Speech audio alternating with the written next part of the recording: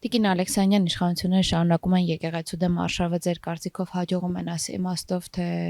ինչ իրավիճակ է հիմա։ Շնորհակալ եմ ընձեռված հնարավորության համար։ Ես մի նախադասությամբ կփորձեմ այդ հարցին պատասխանել։ Մեր եկեղեցու վրա դարերի ընթացքում էլ շատ բորենիներ են ոռնացել, բայց անցել են, եկեղեցին կա, լինելու է։ Հայոց եկեղեցին չի կարող չլինել, որտեղ նրա արմատներում ընկած են մաքուր նպատակներ, ազգապահպան նպատակներ։ Գիտեք, երբ դպրոցում էի աշխատում, արդեն դեռ խորհրդային իշխանություն էր, բնականաբար գաղափարախոսության հիմքում աթեիզմն էր, ճիշտ է։ Բայց այդ պայմաններում էլ մենք մեր եկեղեցու դերն ու նշանակությունը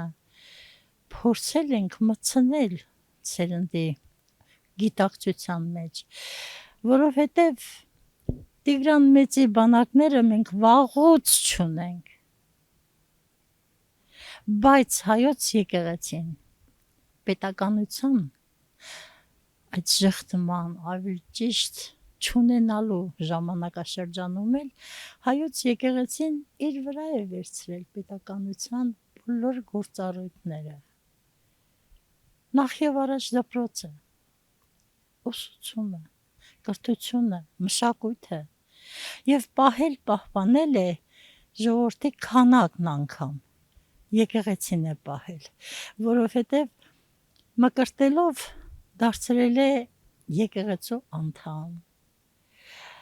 Այդ մկրտված բալիկի մեծանալուց հետո նրա պսակն է կատարել, եկեղեցու հետ է, նրա ծնողին հանդերձյալ աշխարհ ճանապարհելիս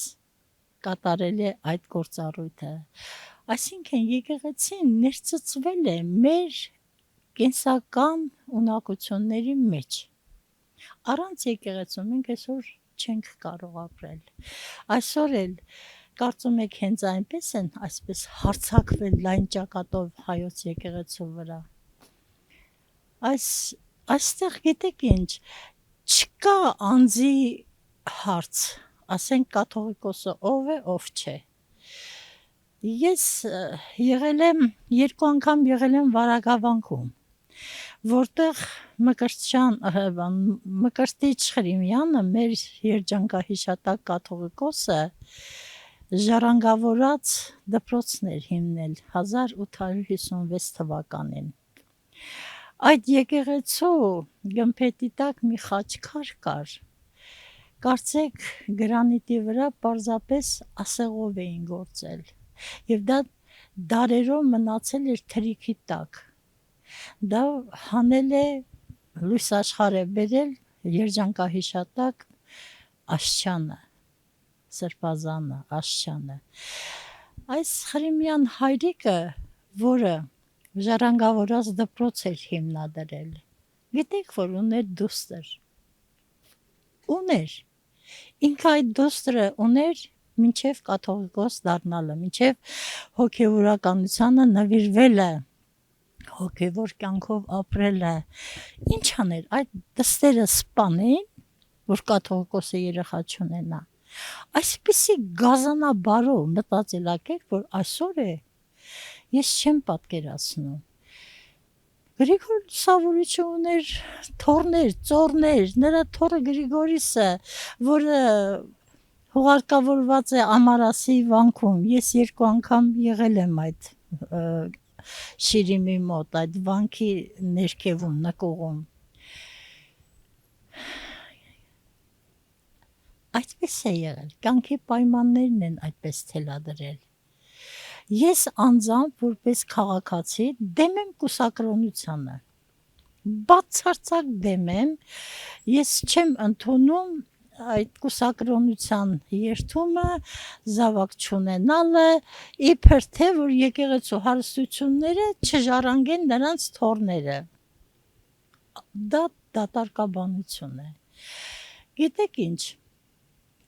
եթե ճեմարան ավարտը պիտի հանձնառնի հոգևորական աշխատանքի, ապա ճիշտ կլինի, որ նա ընտանիք ունենա եւ իր ընտանիքի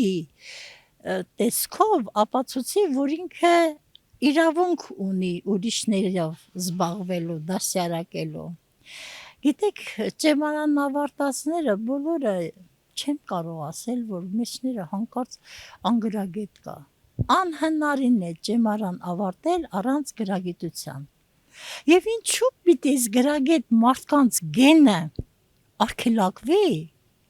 եւ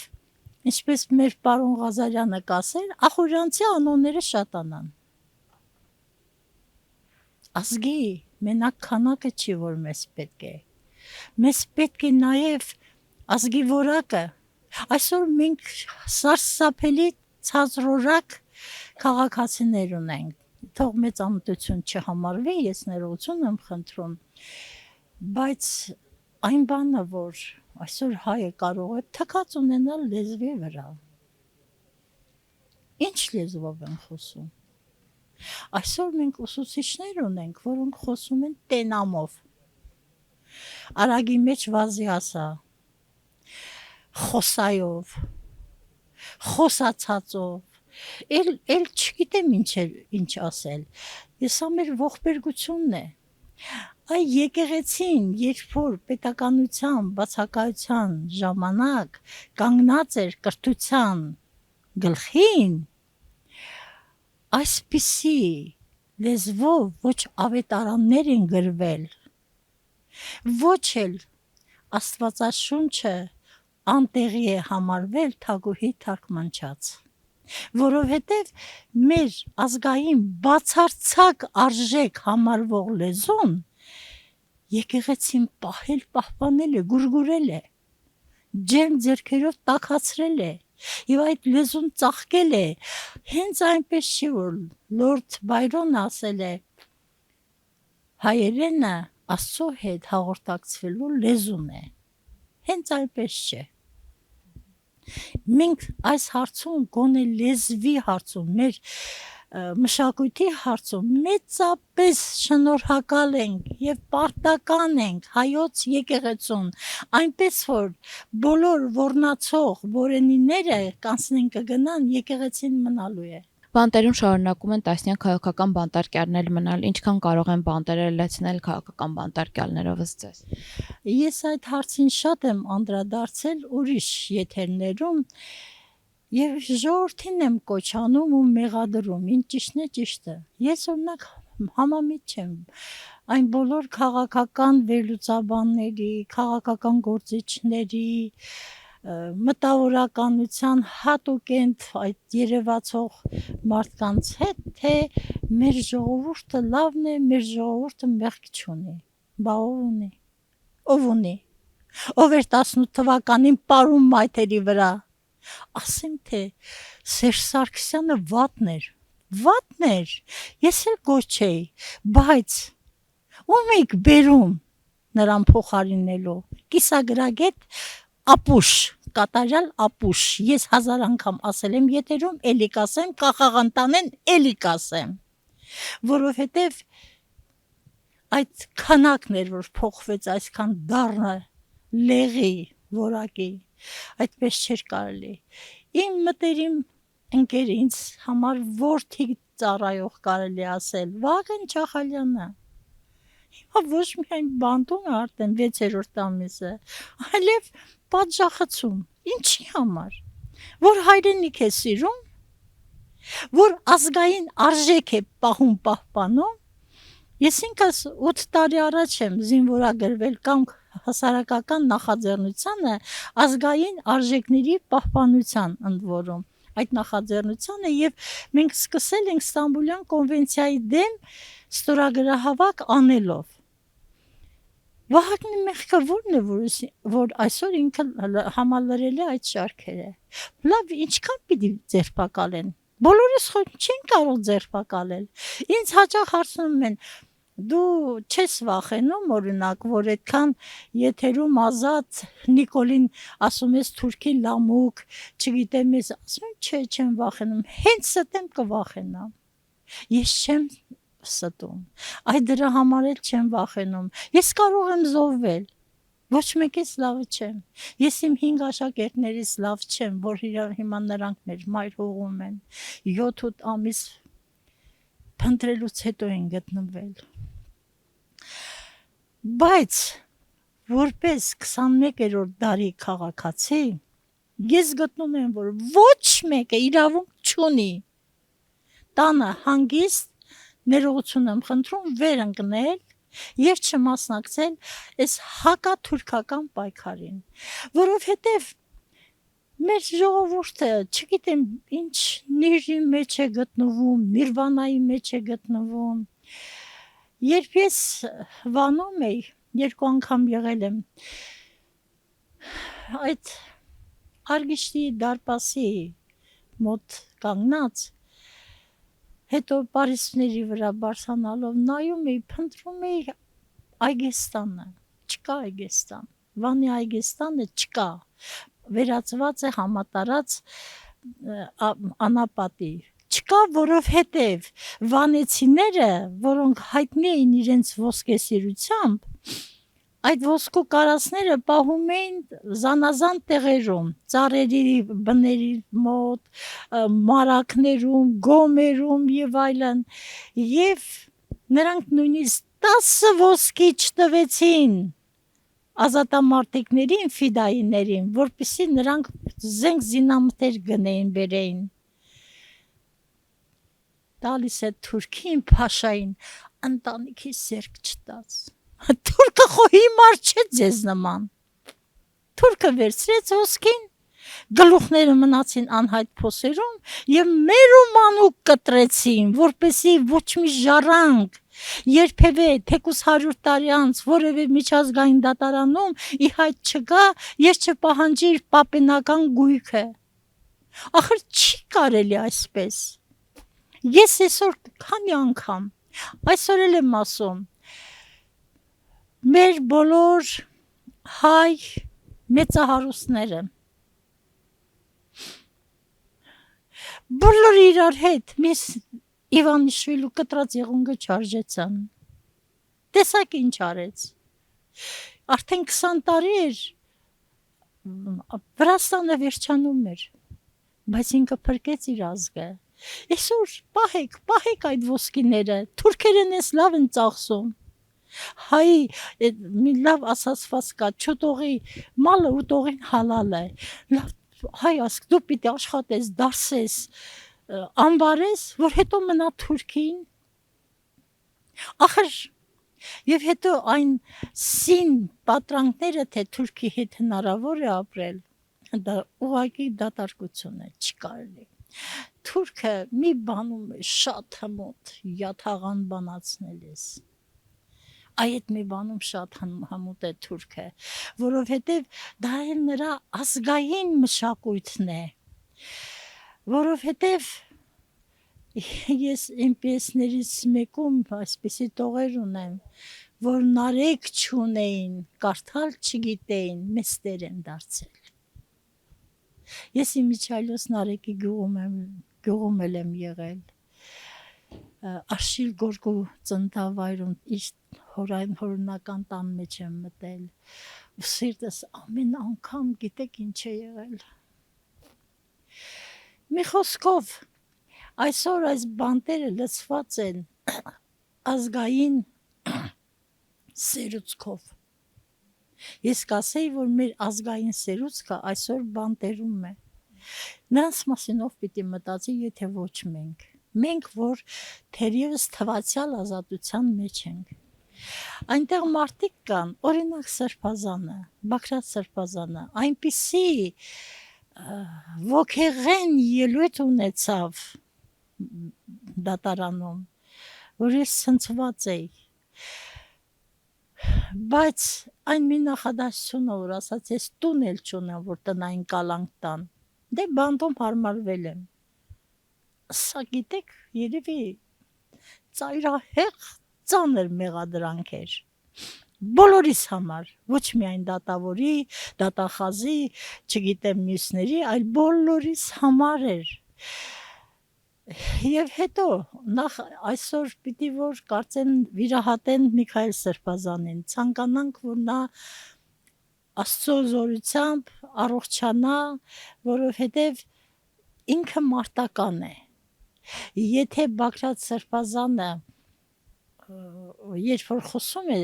անմիջապես զգացում է, որ նա հոգևոր կյանքով ապրող մարդ է։ Միքայել Սրբազանը կարծեք ձերքին ինչ-որ բան լինի, կտա թուրքի գլխին այդ պահին։